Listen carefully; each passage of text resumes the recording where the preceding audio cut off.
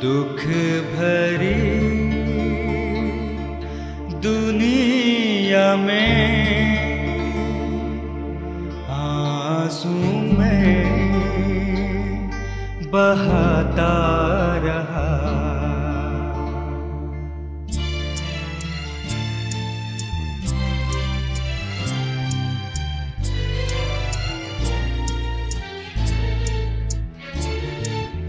दुख भरी दुनिया में आंसू में बहाता रहा। ढूंढे कई सहारे मैंने, फिर भी बेसहारा रहा। दुख भरी दुनिया में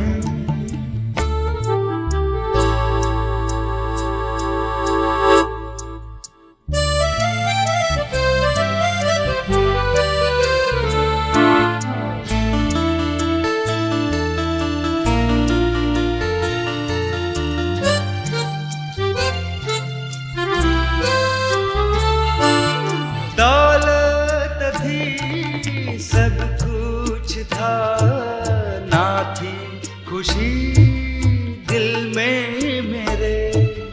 दौलत थी सब कुछ था, ना थी खुशी दिल में मेरे। ढूंढी बहुत शांति मैंने, फिर भी दिल अशांत रहा। दुख भरी दुनिया में आंसू में बहाता रहा। ढूंढे कई सहारे मैंने, फिर भी बेसहारा रहा। दुख भरी दुनिया में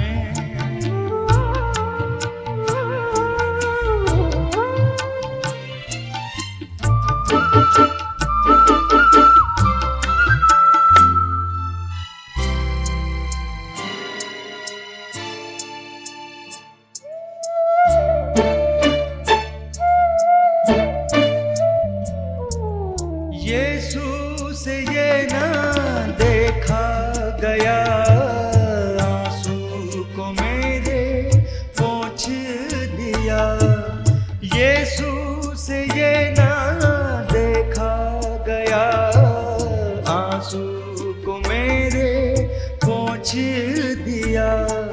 शांति से दिल भर दिया, वो ही सच्चा किनारा मिला। दुख भरी दुनिया में आंसू में बहाता रहा। ढूंढे कई सहारे मैंने, फिर भी बेसहारा रहा। दुख भरी दुनिया में।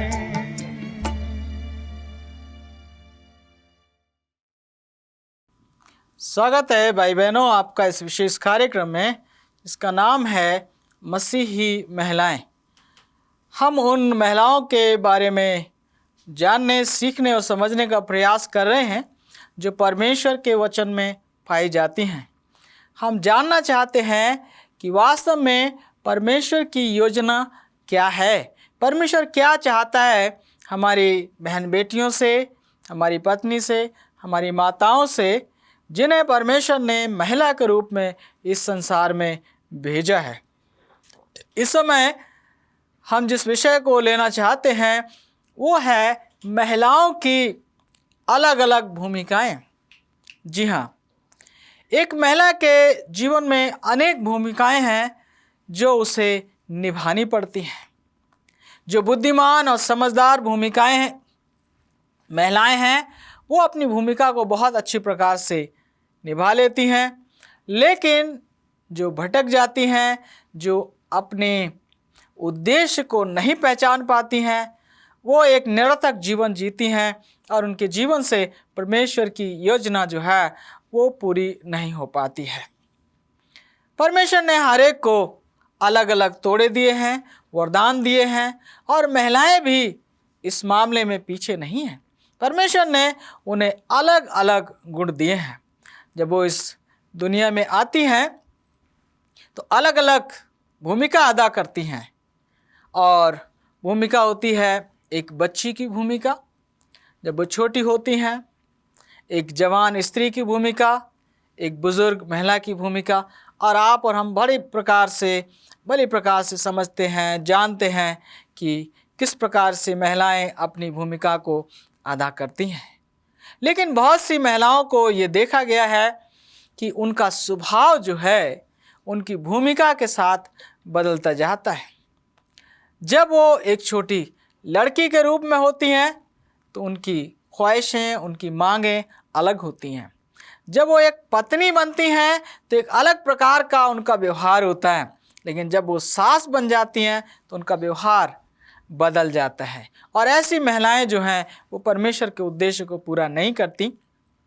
अभी जो विषय हम लेना चाहते हैं, जिस पर हम ध्यान देना चाहते हैं, वो ये है कि परमेश्वर ने महिलाओं को किस प्रकार से अलग अलग गुण दिए, और उन गुणों का इस्तेमाल करके, उन वरदानों का इस्तेमाल करके उन महिलाओं ने किस प्रकार से परमेश्वर के नाम को महिमान्वित किया, किस प्रकार से इस संसार में आदर और मान प्राप्त किया और दूसरों के लिए एक अच्छा आदर्श बनी। इस चीज़ को हम यहाँ पर देखना चाहते हैं। आप मेरे साथ अपनी बाइबल को खोल सकते हैं, निर्गमन की पुस्तक और उसका 35 अध्याय और 25 और 26 पद को हम पढ़ना चाहते हैं। लिखा है, और जितनी स्त्रियों के हृदय में बुद्धि का प्रकाश था, वे अपने हाथों से सूत काट काट कर नीले, बैंगनी और लाल रंग के और सूक्ष्म सनी के काते हुए सूत को ले आईं। जितनी स्त्रियों के मन में ऐसी बुद्धि का प्रकाश था, उन्होंने बकरी के बाल भी काटे। यहाँ पर जंगल में पवित्र स्थान के निर्माण के संबंध में बात हो रही है। जी हाँ, परमेश्वर अपने लोगों को मिस्र की गुलामी से निकाल कर लाया, और जंगल में उसने उनसे कहा कि ये इस्राएली लोग मेरे लिए एक पवित्र स्थान का निर्माण करें, ताकि मैं उनके बीच में निवास करूं, मैं रहूं। जी हाँ मेरे प्रियो, परमेश्वर ने मूसा को एक नक्शा बताया किस प्रकार से उस पवित्र स्थान का निर्माण होना था, उसकी लंबाई और चौड़ाई कितनी होनी थी, उसमें कितने भाग होने थे, और किस धागे, किस रंग का इस्तेमाल होना था। एक एक बात का बहुत ही स्पष्ट रूप से और विस्तार के साथ परमेश्वर ने मूसा को बताया, उसका वर्णन किया, और उसी के अनुसार परमेश्वर ने उनको आदेश दिया कि वो एक पवित्र स्थान का निर्माण करें। और मेरे प्रियो, जब पवित्र स्थान के निर्माण करने का समय आया तो वो लोग प्रकट हुए जिन्हें परमेश्वर ने बुद्धि और समझ प्रदान की थी।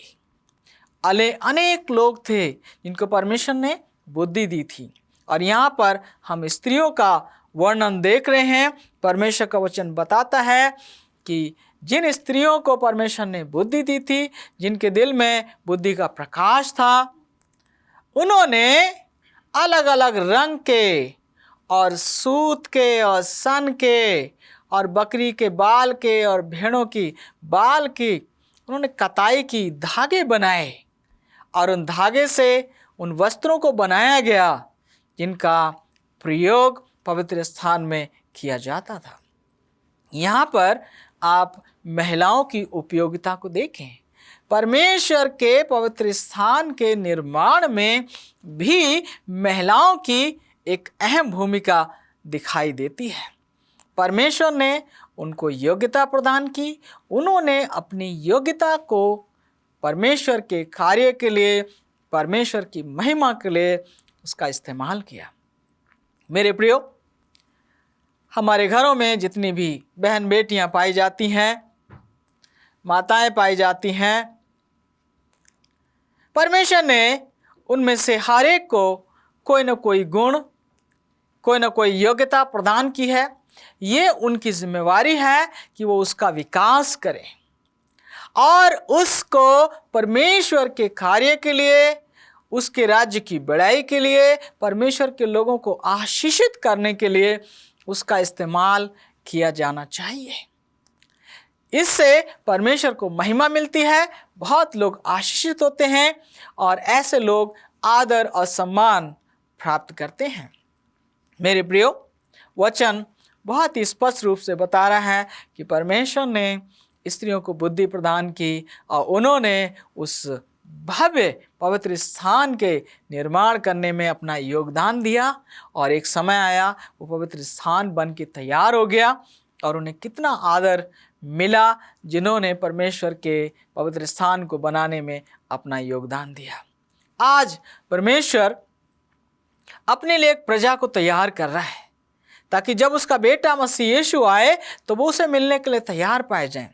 और आपके बीच में ऐसी अनेक बहन और बेटियां हो सकती हैं जिन्हें परमेश्वर ने गुण दिए हैं, तोहफे दिए हैं, योग्यताएं दी हैं जिसके द्वारा वो परमेश्वर के राज्य का निर्माण कर सकती हैं, परमेश्वर के वचन को लोगों तक पहुंचाने के लिए कार्य कर सकती हैं।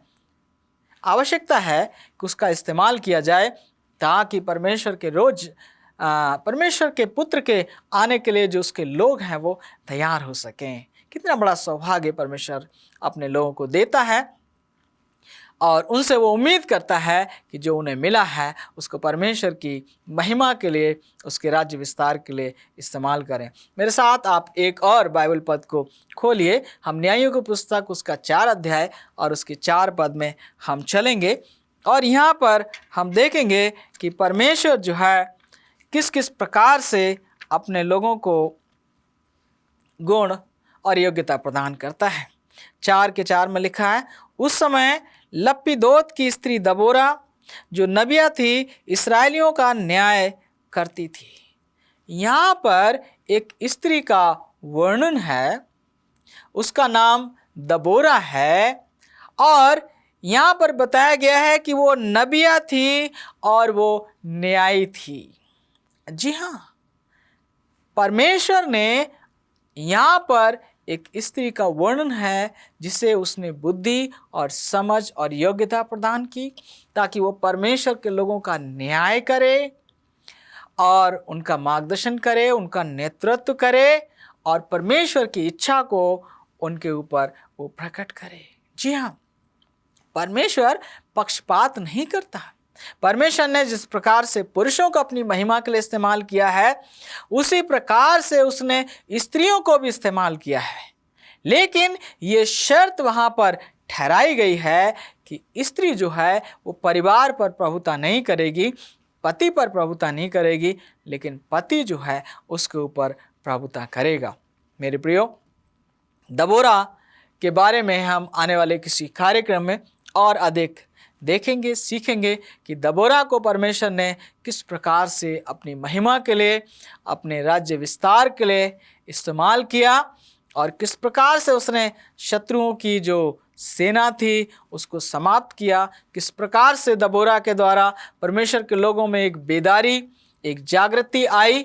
इसे हम आने वाले किसी कार्यक्रम में देखेंगे। परंतु हम यहाँ पर देख रहे हैं कि परमेश्वर ने एक स्त्री को ये योग्यता प्रदान की कि वो परमेश्वर के लोगों का न्याय करे, उनका नेतृत्व करे और उनकी वो नबिया हो। जी हाँ, परमेश्वर की इच्छा उनके ऊपर प्रकट करे और जब वो परमेश्वर की इच्छा से भटक जाएं तो उन्हें वो वापस लाए, उनको ताड़ना दे, उनको उल्हाना दे, उनको फटकार लगाए। परमेश्वर अपनी बेटियों को वरदान प्रदान करता है और उनसे ये उम्मीद करता है कि वे जो वरदान हैं वो परमेश्वर की महिमा के लिए और परमेश्वर की बड़ाई के लिए इस्तेमाल किए जाएं। पहला शमूएल 2 अध्याय और उसका हम 19 पद पढ़ना चाहते हैं। यहाँ पर स्त्री का एक और भूमिका हम देखना चाहते हैं। यहाँ पर शमूएल की माँ हन्ना का वर्णन पाया जाता है और लिखा है, उसकी माता प्रतिवर्ष उसके लिए एक छोटा सा बागा बनाकर जब जब अपने पति के संग प्रतिवर्ष की मेल बलि चढ़ाने आती थी तब बागे को उसके पास लाया करती थी। यहाँ पर एक स्त्री है इसका नाम हन्ना है, उसे हम एक आदर्श माता के रूप में देख सकते हैं। जी हाँ, हन्ना को परमेश्वर ने ये योग्यता प्रदान की कि वो एक आदर्श माता बन सके। जी हाँ, हन्ना के आरंभ में कोई संतान नहीं थी और जो उसकी सौत थी पनिन्ना, उसे अपमानित करती थी, उसे पीड़ित करती थी और उसका उपहास करती थी, इसलिए वो प्रायः रोया करती थी। लेकिन एक बार हन्ना ने जाकर परमेश्वर से निवेदन किया, प्रार्थना की और उसने कहा, परमेश्वर अगर तू मेरी नामधराई को दूर करे, मुझे एक बेटे का वरदान दे, तो मैं ये जो बेटा है वो तेरी सेवा के लिए अर्पण कर दूंगी। और परमेश्वर ने उसकी सुनी, उसे बेटे से आशीषित किया और जब उसका नाम रखा गया तो उसने उसका नाम रखा सैमुअल। इसका अर्थ है परमेश्वर से मांगा गया। और जब सैमुअल पैदा हुआ, उसने सैमुअल का पालन पोषण किया, उसको पढ़ाया, उसको समझाया, उसको सिखाया।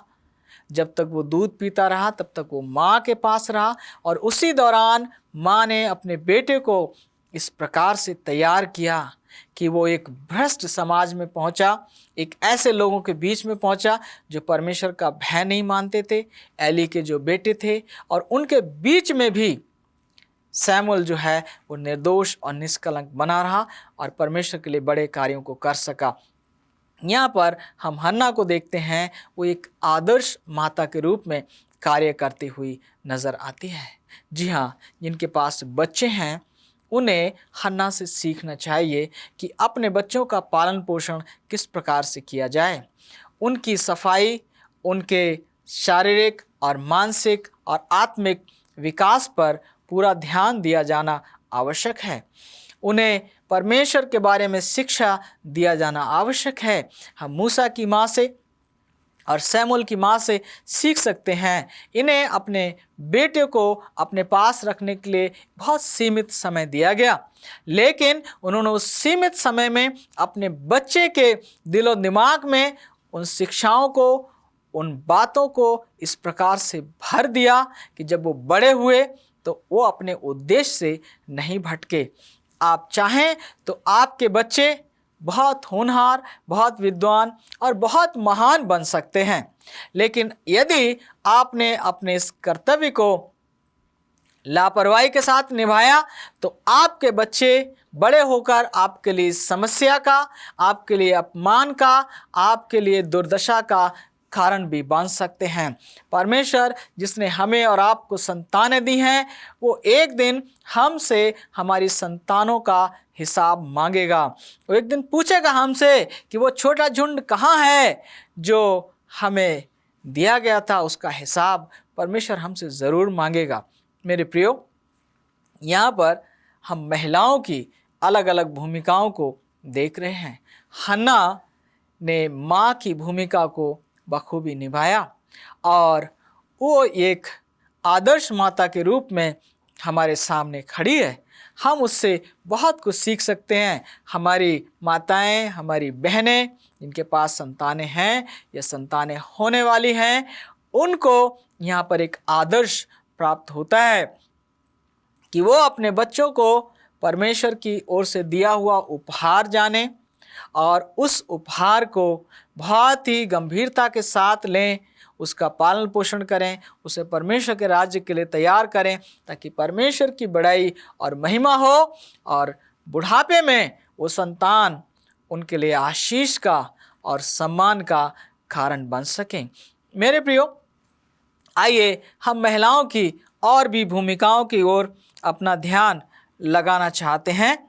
इसी पुस्तक में पहला सैमुअल और उसका 25 अध्याय के 18 पद में हम चलेंगे और यहाँ पर हम नाबाल की पत्नी अबीगैल के एक रूप को अपने सामने रखते हुए उसका अध्ययन करेंगे। लिखा है, तब अबीगैल ने फुर्ती से 200 रोटी और 2 कुप्पी दाख मधु और 5 भेड़ों का मांस और 5 सा भुना हुआ अनाज और 100 गुच्छे किशमिश और अंजीरों की 200 टिकियां लेकर गधों पर लदवाईं। ये जो वर्णन है मेरे प्रियो, यहाँ पर हम देखते हैं कि जो नाबाल नाम का एक बहुत बड़ा धनवान व्यक्ति था, वो अपनी भेड़ों की ऊन की जो है वो कटाई कर रहा था। और ऐसे समय में दाऊद अपने थोड़े से लोगों के साथ अपने प्राण को बचाते हुए जंगल में भटक रहा था। दाऊद ने और उसके लोगों ने नाबाल की भेड़ बकरियों की, जानवरों की देखभाल की थी। और दाऊद ने कुछ लोगों को भेजा कि जाओ, नाबाल इस समय बहुत खुश है और जाकर उससे कुछ लेकर आओ, हमारे लोगों के लिए खाने पीने के लिए कुछ लेकर आओ। और वहाँ पर नाबाल ने बड़ी मूर्खता की और उसने उनका अपमान किया। दाऊद ने फैसला किया कि वो नाबाल और उसके पूरे परिवार को समाप्त कर देगा, ख़त्म कर डालेगा। जब ये बात अबीगैल को पता चली, नाबाल की पत्नी को पता चली, तो उसने बहुत फुर्ती के साथ अपने कर्तव्य का निर्वहन किया। उसने खाने पीने की भरपूरी के साथ वस्तुओं को लिया, गधों पर लदवाया और अपने दासों को लेकर, अपने नौकरों को लेकर वो दाऊद से मिलने के लिए निकल पड़ी और उनको आगे आगे भेजा और पीछे पीछे खुद भी गई। और जाकर उसने दाऊद से निवेदन किया और कहा कि जो कुछ मेरे पति ने किया है, कहा है, उसके लिए मैं शर्मिंदा हूँ, मैं माफ़ी चाहती हूँ। और जिस प्रकार से उसने दाऊद से बातचीत की, उससे बहुत बड़ा फ़र्क, एक बहुत बड़ा अंतर आया और दाऊद ने अपना फैसला जो था उसको बदल दिया। बाद में परमेश्वर का प्रकोप नाबाल के ऊपर पड़ा। जब उसे पता चला कि दाऊद मुझे मार डालना चाहता था, तो वो बीमार हो गया और फिर वो अपने आप ही मर गया। फिर यही जो नाबाल की पत्नी थी अबीगैल, वो दाऊद की पत्नी भी बनी। हम यहाँ पर एक महिला के उस रूप को देखना चाहते हैं, उसको हम समझना चाहते हैं जो इमरजेंसी में, आपातकाल में किस प्रकार से वो बुद्धि का परिचय देती है और अपने परिवार को विनाश से बचा लेती है। जी हाँ, कई बार ऐसा होता है कि पति के जो फैसले होते हैं वो उचित तो सही नहीं होते, लेकिन पत्नियां बुद्धिमानी का परिचय देते हुए अपने परिवार को विनाश से, संकट से, मौत से, अपमान से और नुकसान से बचा सकती हैं। जी हाँ, अबीगैल ने बुद्धिमानी के साथ अपने कार्य को किया, दाऊद को उस गुनाह से बचाया जो वो एक आदमी की हत्या किया चाहता था, और उसके साथ ही साथ उसने अपने परिवार को भी बचाया। मेरे प्रियो, परमेश्वर का वचन ऐसी बातों से भरा पड़ा है जहाँ पर हम बहुत कुछ सीख सकते हैं। मेरे साथ आप एक और संदर्भ खोलें, दूसरा राजा उसका 4 अध्याय और उसका 9 और 10 पद हम पढ़ना चाहते हैं। यहाँ पर सुनेम की एक महिला है जिसका वर्णन है, और वो जो है परमेश्वर के नबी की देखभाल करती है।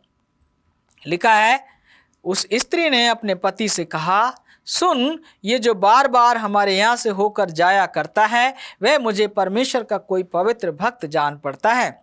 हम भीत पर एक छोटी उपरौठी कोठी बनाएं और उसमें उसके लिए एक खाट, एक मेज, एक कुर्सी और एक दीवट रखें कि जब जब वह हमारे यहाँ आए तब तब उसी में टिका करें। यहाँ पर इस स्त्री का नाम नहीं है बताया गया है। सुनेम की रहने वाली एक बुद्धिमान स्त्री है।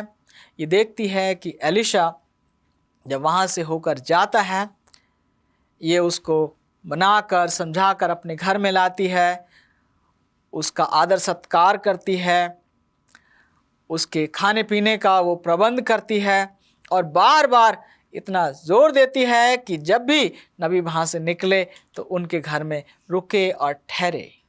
आतिथ्य सत्कार करने वाली महिला की तस्वीर को हम यहाँ देख सकते हैं।